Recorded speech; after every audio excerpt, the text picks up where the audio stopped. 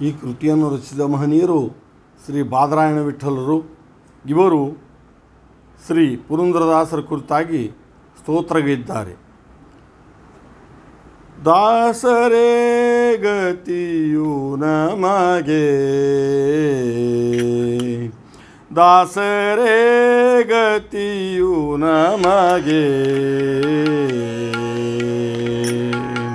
ಪುರಂದರ ದಾಸರೇ ಗತಿಯು ನಮಗೆ. ಕಾಸು ವೀಸವ ಬೇಡದಂತ ಸಿರಿ ಪುರಂದರ ದಾಸರೇ ಗತಿಯು ನಮಗೆ.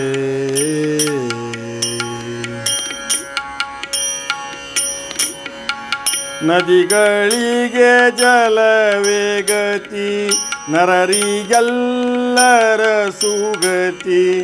ನದಿಗಳಿಗೆ ಜಲವೇ ಗತಿ, ನರರಿಗೆಲ್ಲರ ಸುಗತಿ. ಸುದತಿಯರಿಗೆಲ್ಲ ನಿಜಪತಿಯೇ ಗತಿಯು. ಸದಕಾಲ ಶಿಷ್ಯರಿಗೆ ಗುರುಚರಣಗಳೇ ಗತಿಯು. ಸದಕಾಲ ಶಿಷ್ಯರಿಗೆ ಗುರುಚರಣಗಳೇ ಗತಿಯು. ಮುದದಿಂದ ಕರವೇತಿ ಕೂಗುವೆನು ಪುರಂದರ ದಾಸರೇ ಗತಿಯು ನಮಗೆ.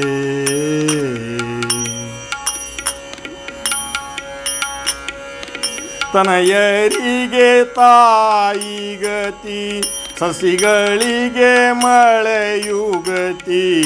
ತನಯರಿಗೆ ತಾಯಿ ಗತಿ, ಸಸಿಗಳಿಗೆ ಮಳೆಯು ಗತಿ. ವನದಲತೆಗಳಿಗೆಲ್ಲ ತರುವೆ ಗತಿಯು.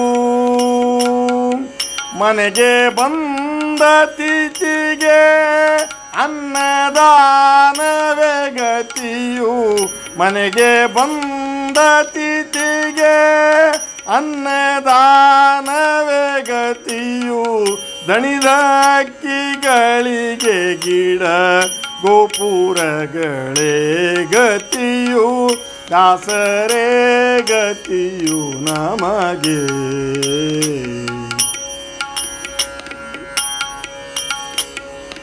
ರಾಮ ಕಪಿಗಳ ನಮ್ಮ ಹನುಮಪ್ಪ ಕಾಯ್ದಂತೆ.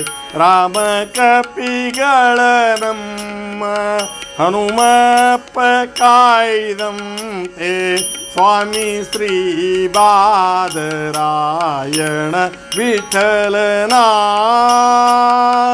ಆ ಮನೋಹರ ಚರಣ ಭಜಕರನು ಧರಿಪ.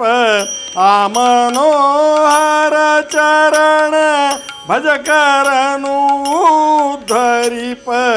ಆ ಮಹಾನಾರದಾತ್ಮಕ ಪುರಂದರ ದಾಸರೇ ಗತಿಯು ನಮಗೆ.